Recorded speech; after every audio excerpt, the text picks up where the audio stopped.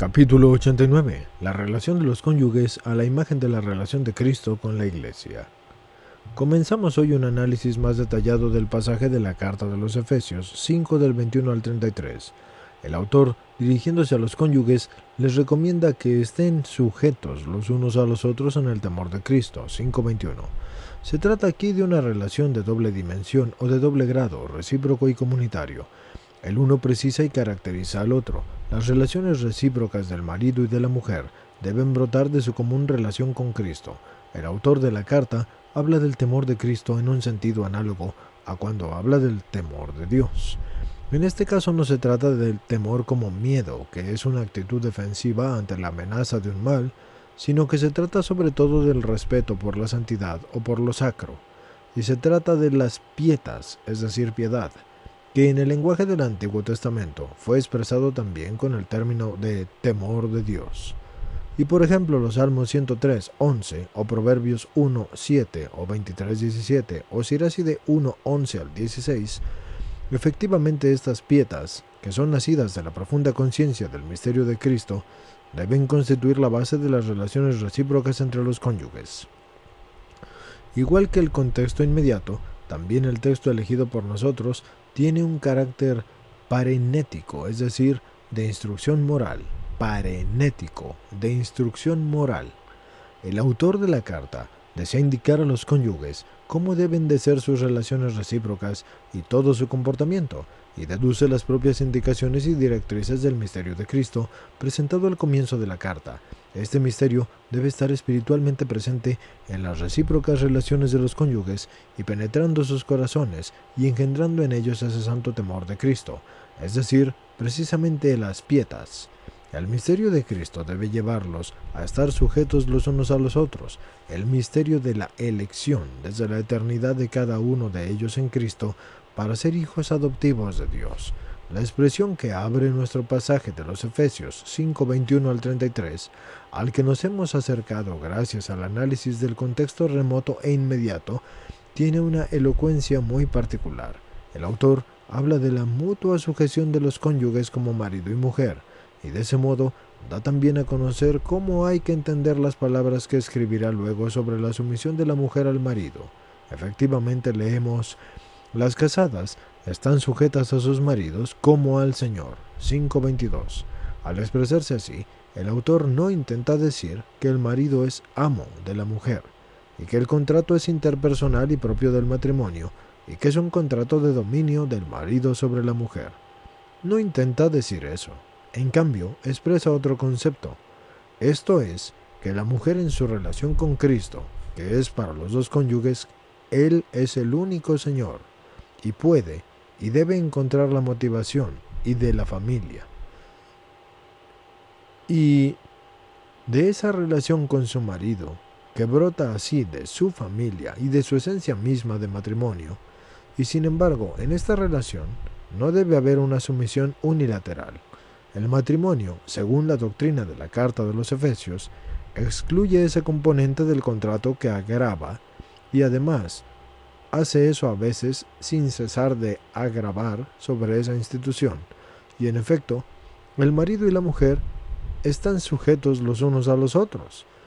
Están mutuamente subordinados y la fuente de esa sumisión recíproca está en las pietas cristianas y en su expresión, la cual es el amor.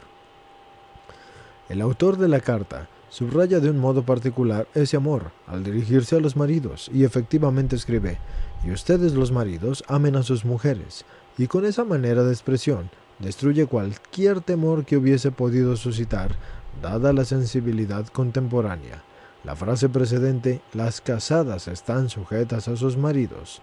El amor excluye todo género de sumisión, en virtud de la cual la mujer se convertiría en la sierva o más bien en la esclava del marido, como un objeto de sumisión unilateral. El amor ciertamente hace que simultáneamente también el marido esté sujeto a su mujer, y sometido en esto al Señor mismo, igual que la mujer a su marido, y también sometida al Señor. Si a alguno van a estar sometidos en la ley del amor, es al Señor. La comunidad o la unidad que deben formar por el matrimonio se realiza a través de una recíproca donación, que es también una mutua sumisión. porque Cristo es la fuente y a la vez el modelo de esta sumisión, que al ser recíproca en el temor de Cristo, confiere a la unión conyugal un carácter profundo y maduro. Múltiples factores de índole psicológica o de costumbre se transforman en esa fuente y ante ese modelo, de manera que hace surgir, yo diría, una nueva y preciosa fusión de los comportamientos y de las relaciones bilaterales. El autor de la carta a los Efesios no teme aceptar los conceptos propios de la mentalidad y de las costumbres de ese entonces, y no teme hablar de la sumisión de la mujer al marido, pero tampoco teme, y también en el último versículo del texto que hemos citado, recomendar a su mujer que se reverencie al marido, 5:33. Efectivamente es cierto que cuando el marido y la mujer se someten el uno al otro en el temor de Cristo, todo va a encontrar un justo equilibrio, y es decir, que va a corresponder a la vocación cristiana en el misterio de Cristo.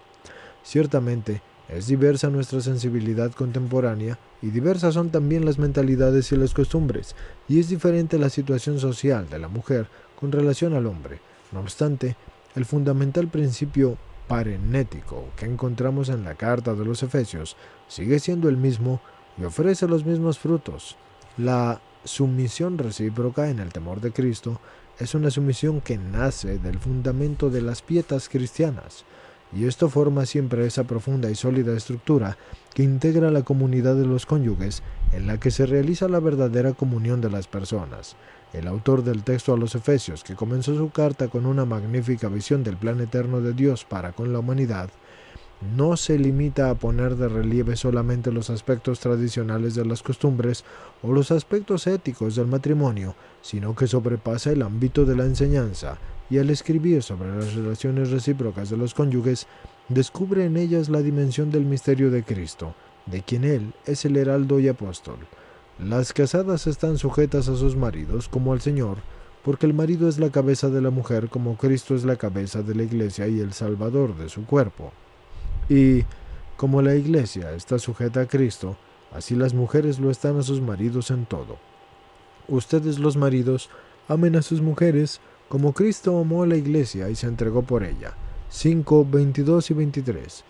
Y de este modo, la enseñanza propia de esa parte parenética de la carta, en cierto sentido se inserta en la realidad de la misma y del misterio oculto desde la eternidad y en Dios revelado a la humanidad en Jesucristo. En la carta a los Efesios, somos testigos, yo diría, de un encuentro particular de ese misterio, con la esencia misma de la vocación al matrimonio. ¿Cómo hay pues que entender ese encuentro? En el texto de la carta a los Efesios, ese encuentro se presenta ante todo como una gran analogía, y ahí leemos: las casadas están sujetas a sus maridos como al Señor. Y he ahí el primer miembro de la analogía, porque el marido es la cabeza de la mujer como Cristo es la cabeza de la Iglesia.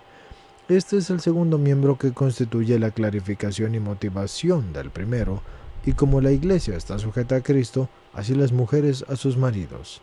A la relación de Cristo con la Iglesia presentada antes, se le expresa ahora como relación de la Iglesia con Cristo, y aquí está comprendiendo el siguiente miembro de la analogía. Finalmente ustedes, los maridos, amen a sus mujeres como Cristo ama y amó a la Iglesia, y se entregó por ella. Y he aquí el último miembro de la analogía, la continuación del texto de la carta, porque desarrolla el pensamiento fundamental contenido en el pasaje que acabamos de citar. Y todo el texto de la carta a los Efesios en el capítulo 5, versículos 21 al 33, está totalmente penetrado por la misma analogía, y esto es, la relación recíproca entre los cónyuges que son marido y mujer. Los cristianos la entienden a imagen de la relación entre Cristo y la Iglesia.